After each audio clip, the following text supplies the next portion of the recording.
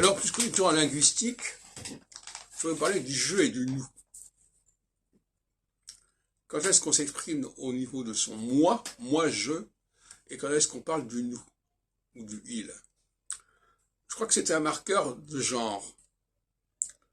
Entendez par là, ce qui est d'ailleurs pas très surprenant, puisque la langue nous parle aussi du genre, du masculin et du féminin, et bien là, le pronom personnel au singulier serait plutôt féminin, et le pronom personnel au pluriel serait plutôt masculin. Le nous face au je. Et les femmes, parce que c'est de ça dont il s'agit, aiment beaucoup parler de leur moi, de leur je. Et quand on leur demande ce qui leur est arrivé, c'est toujours moi, je, moi, je, moi, je. Et les hommes auraient plutôt tendance à parler du nous.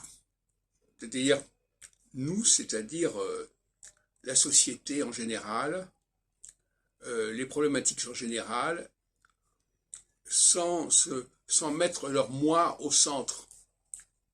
Et chez la femme, c'est instinctif, le moi au centre. À ce niveau-là, d'ailleurs, je vais insister sur un point qui me paraît essentiel, c'est que les comportements féminins se retrouvent dans toutes les cultures, dans toutes les sociétés. Donc ce n'est pas une question d'éducation.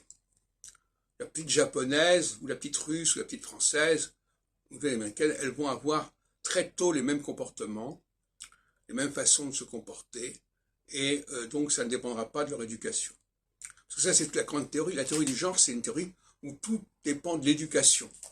Moi, je considère que beaucoup de choses ne dépendent pas de l'éducation et dépendent de ce qu'on pourrait appeler l'instinct.